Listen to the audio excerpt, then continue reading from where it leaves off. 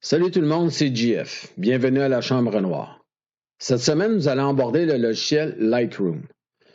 Pour débuter, on va s'occuper de son interface, c'est-à-dire le personnaliser selon nos besoins. Je vous dirais que du premier coup d'œil, ce qu'on voit, c'est que la partie ici où notre document principal est beaucoup trop petite. Il y a une partie ici où vous allez avoir probablement plusieurs images. Moi, j'en ai que deux parce que je travaille avec un ou deux documents à la fois, pas plus que ça. La première chose que vous pouvez faire, c'est le rapetisser.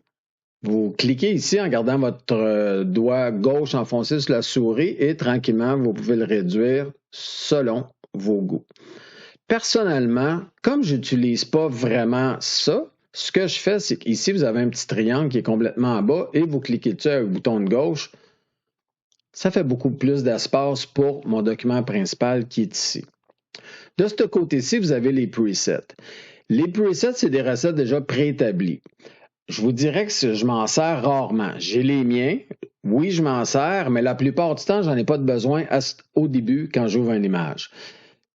Ici, vous avez aussi un petit triangle qui est complètement à gauche. Tout ce que vous avez à faire, c'est de cliquer dessus avec votre bouton de gauche, justement, et pop, ça disparaît. Comme vous pouvez voir, là, on commence à avoir pas mal d'espace pour travailler.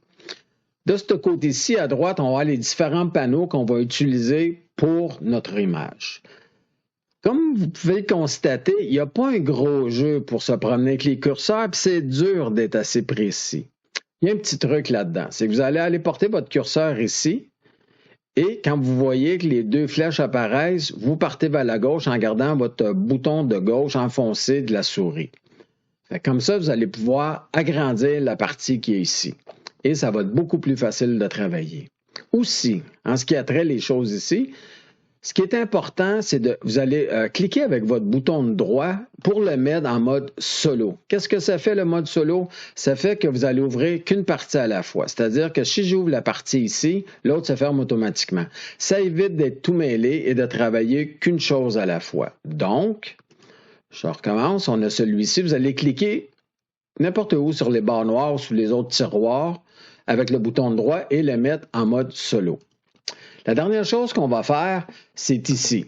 Complètement en haut, il y a la barre des commandes, vous avez l'édition. Vous allez cliquer dessus, aller aux préférences.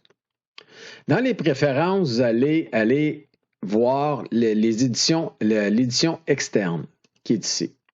Ce qui est bien important, c'est de faire un bon setup. C'est ce qui va faire que quand on va amener la photo dans Photoshop par la suite, on va amener le bon fichier. Ici, vous avez le format de fichier. Moi, j'utilise le format de Photoshop qui est PSD. Vous pouvez le mettre en TIFF, ça ne change pas grand-chose. Moi, je suis habitué avec le format Photoshop. Ici, c'est important, le color space ou l'espace de couleur qu'on va utiliser. Il y en a plusieurs. Le meilleur et le plus gros, c'est ici, ProPhoto RGB. On va donc cocher celui-ci et pour le nombre de bits, on va utiliser 16. Pourquoi utiliser 16? Parce qu'on veut amener le plus d'informations possible à l'intérieur de Photoshop. À la base, on va prendre un fichier RAW qui est de 12 à 14 bits dépendant de votre caméra. Fait comme vous pouvez le constater, si je le mets à 8 bits, je me trouve à couper de l'information. Je vais amener le plus d'informations possible à l'intérieur de Photoshop pour pouvoir avoir la meilleure qualité d'image possible.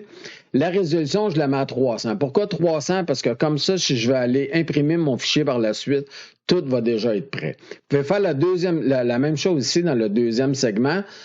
Moi, je le mets exactement comme celui qui est en haut. Et pour les besoins de la cause, moi, je vais faire cancel pour être sûr que je n'ai rien changé. Mais par contre, vous allez faire OK pour enregistrer ceci. Ce qui va faire que quand vous allez préparer vos images et que vous allez les envoyer dans Photoshop par la suite, vous allez avoir la meilleure qualité possible pour votre fichier. Fait que pour cette semaine, on va s'arrêter là. Et la semaine prochaine, ce qu'on va faire, c'est que je vais prendre une image du début, je vais la rentrer dans Lightroom, je vais vous montrer les setups que je fais ou les changements que je fais et aussi, je vais vous montrer comment j'amène ce fichier-là à l'intérieur de Photoshop. Parce que la beauté de Lightroom et de Photoshop, c'est qu'ils sont faits tous les deux par la compagnie Adobe et ils fonctionnent un dans l'autre. Fait que sur ce, passez une belle fin de semaine. À la semaine prochaine. Ciao.